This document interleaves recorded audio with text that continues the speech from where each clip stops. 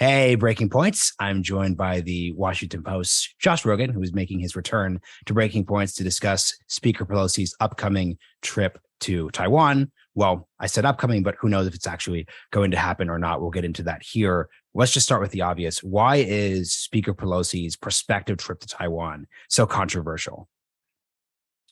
Well, it shouldn't be controversial. The basic point that she's making is that the Chinese Communist Party shouldn't be able to tell Americans when and where they can go places. Seems like a pretty basic point. There's no, like, how dare they? What right do they have to tell Nancy Pelosi or anyone else that they can go to Taiwan whenever, or they can't whenever they want, to threaten punishment in a crisis? It just shows that the Chinese Communist Party is just getting more aggressive and more reckless and more threatening and more expansionist. And, that should shock a lot of people. Now, the reason it's controversial here in Washington is because President of the United States blurted out on the tarmac that he didn't like it, and he revealed what had been going on internally between the Biden White House and the Pelosi team for several weeks, which was their long, quiet diplomacy to impress upon Nancy Pelosi that it was just too risky of a time for a host of reasons, that the intelligence showed that, this could spark a crisis. The Chinese were taking it as an escalation, rightly or wrongly, and that the Biden administration, the military, were the ones who are going to have to deal with that. But she was just not convinced. She just didn't care. For her, this is her legacy. She's not going to be speaker much longer. She's not going to be in Congress much longer. If she wants to go to Taiwan as Speaker of the House, this is it, basically.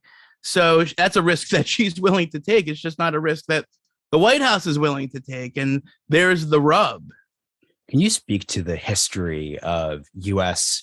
elected officials engaging with Taiwan? So, for example, like President Trump very controversially called the Taiwanese, like after he was elected. The CCP did not like that. Just speak to the history there. I know pre-Speaker Gingrich visited Taiwan. Like, what's the history there?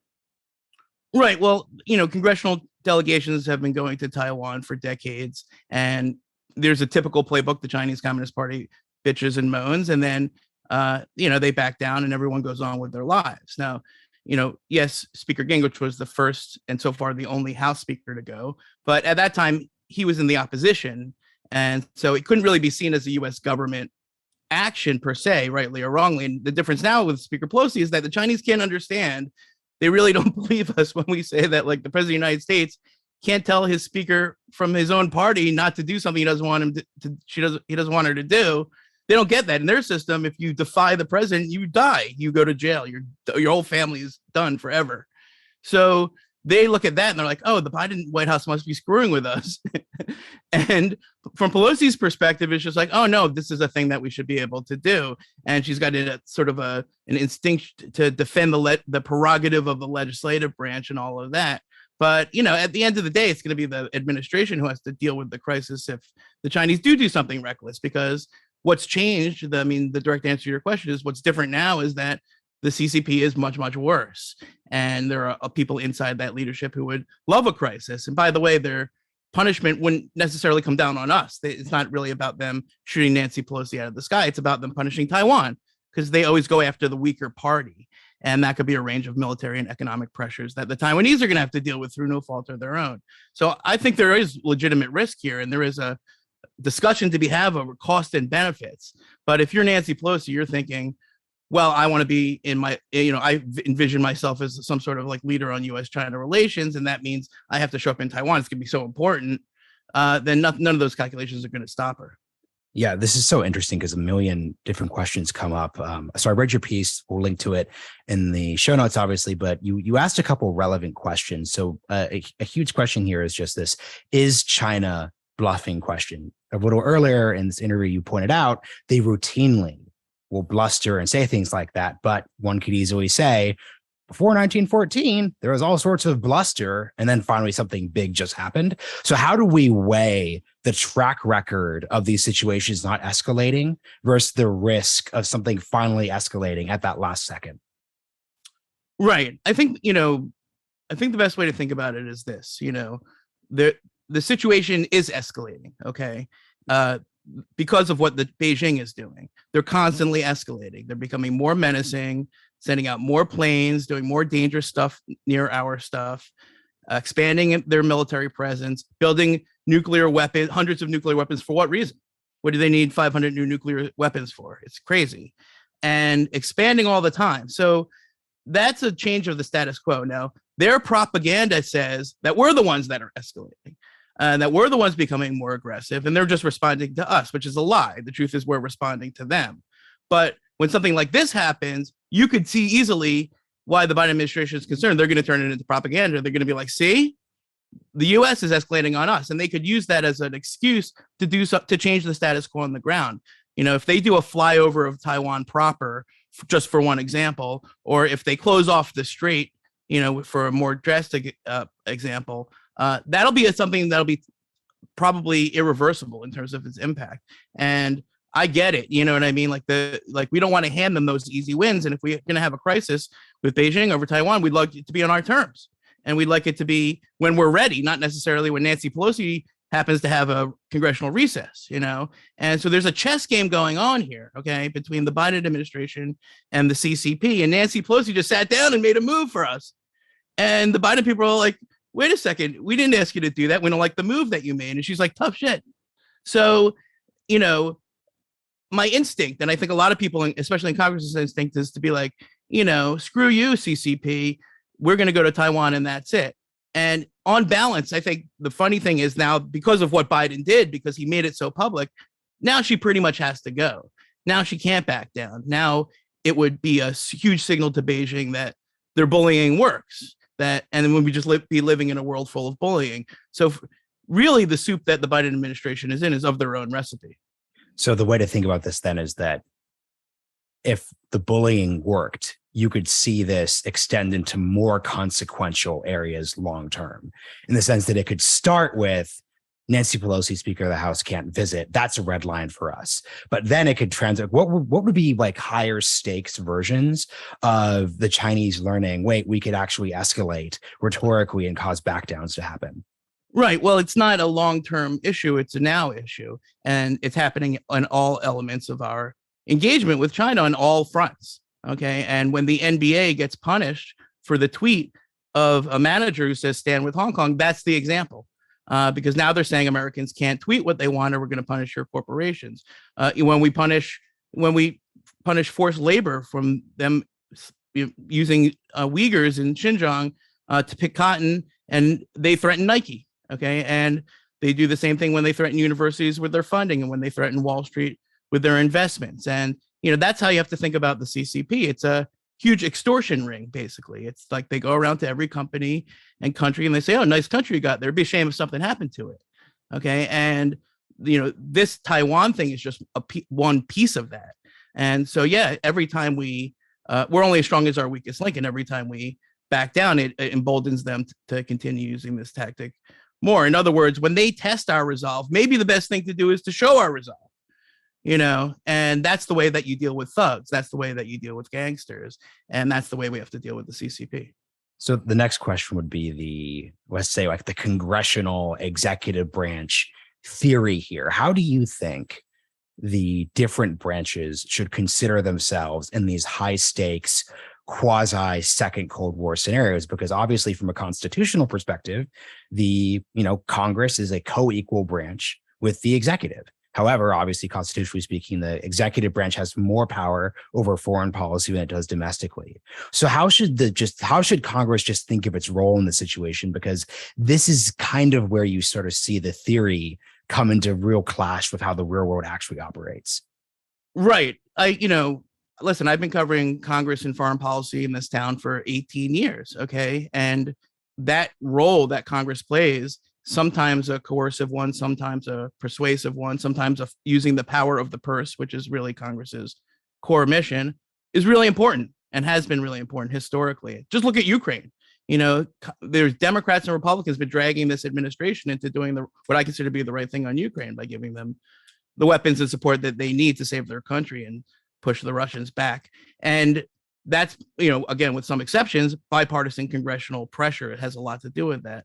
Now, they don't always get it right, obviously, but that's our system. That's why we have checks and balances. That's why we don't concentrate all the power in one branch or the other. That's a strength of our system. That's what the Chinese don't have. When Xi Jinping says zero COVID for everybody, you can't say, hey, wait a second, maybe that's crazy because you'll die. You'll be breaking rocks for 20 years. So, I like the fact that the human beings, the voters, the people in our country have representatives who have power over foreign policy. Is really important. It's not to say they always make good decisions because they're corrupted by their, paymasters and the lobbyists and all of that. But that's a whole nother podcast. So I guess and it's about the egos. That's the other thing. These congressmen have egos. Just think of the ego of Joe Biden, who was in Congress for 50 years, and Nancy Pelosi, who was in Congress for, I don't know how, probably almost all that time. They've known each other. Neither of them wants to back down. You know what I mean? On the China issue, this is legacy stuff. So, a lot of this policy comes down to politics and personalities. That's the truth of it. So for our last few questions, to sum up your position, it seems that we can debate whether or not this was the perfect right timing for Speaker Pelosi to go. But considering the bullying and the risk of rewarding said bullying, you think the trip can and should move forward. What would you say, though, the playbook moving forward should be? Because I can be sympathetic to that position, but still say the freelancing is not ideal longer term. So wait, what would you just, speaking to all our representatives, to members of the executive branch, what should our playbook be? Right. It would be nice if they had worked this out between them, and so that America could speak with one voice and we wouldn't be sending mixed signals to our allies, because it's the Chinese are going to say what they're going to say, but it's really our allies who are looking at this in Asia and being like, wait a second, do these guys have their act together? And they've got a point, so that's why I say that Biden got his staff into this mess, because he's the one. First it leaked, that was a big problem, and then Biden confirmed it, and that kind of soured the negotiations. But there's a compromise to be had here. In other words, if Nancy Pelosi wants to save face, she could go after the election, just for one example of a compromise. She'd still be speaker, but she wouldn't be on her way out the door. And Xi Jinping would have already, won his third term. Maybe he doesn't feel under a lot of pressure to do something crazy in retaliation. That's the theory of the case, is that if she goes after the election, everybody's equally happy and equally unhappy. And we all move on with our lives.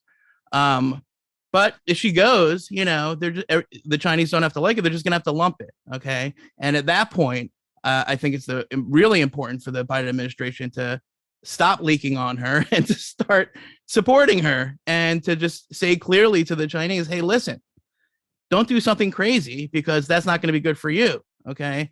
And she's going, and that everything's going to be fine. And if you start a crisis over it, well, then you started the crisis, not us. And I hope they do that. So the concluding question, you just referenced this, but Xi Jinping is up for his third term, and you basically referred to this as a particularly perilous moment before that November ascension with the CCP Party Congress meeting. Can you just really explain why this specific late July to November period is so really tenuous for everyone in the environment this is happening in? To be clear, I'm describing that as the Biden administration's argument that these 3 months or 4 months before Xi Jinping gets his coronation, after which he'll essentially be, dictator for life, or for another 5 years anyway. The realization of the Chinese Communist Party is essentially a one-man rule state, like Putin, like MBS, like Kim Jong-un. Okay, that's what we're going to have in China, except the fact that they're going to have the biggest economy and the biggest military in the world. Okay, now what the White House says is, until that happens, they're under the microscope, the Xi Jinping and his gang. So anything that they see as a slight, they're going to have to overreact to. That's their theory. Now, what I'm saying is that that really doesn't matter, because I think the most dangerous period is after the dictator gets full power. And that's when Putin got really crazy. And, once he's got his third term, and then where I think it's only going to get worse, actually. And if you look at the Taiwan situation, what the admirals say, what the people in the region say, is that they have the intent to attack. It was clear. I was in Singapore last month, and all the Chinese generals, they're like, we're going to reunify. We're not saying peacefully, we're going to reunify. Okay. And don't say we didn't warn you. This is your warning. And if you try to get in the way, we're going to fight you. That's what they said. Okay. And I heard that. Okay. But the fact is, they don't have the capability yet. And they're going to need a couple more years to get all the things in place, the nuclear deterrent and the landing ships and the missiles. And they're learning from the Ukraine war, so they don't make Putin's mistakes. So they're siphoning off their banks and building walls around their economy, hoarding foodstuffs, 20 times the normal imports of all sorts of basic foods. Why are they doing that? They're preparing for something. Okay, it's clear as day. So it's true that the next 3 months are dicey, but it's not like the danger lifts after that and everything is hunky dory. Things are going to go downhill fast, and when the crisis in Taiwan does come, and it will come, we better be ready for it. And I think we're very far from that point right now. Josh, thank you so much for joining us on Breaking Points. Really appreciate it. Can you do a quick shout out to your book, of course? Chaos Under Heaven, now out in paperback with an exclusive interview with President Donald J. Trump. Check it out. Awesome. Thanks for joining us on Breaking Points. Anytime. Cable news is ripping us apart, dividing the country, making it impossible to function as a society, and making it impossible to know just what is true and what is false. But the good news is they are failing and they know it.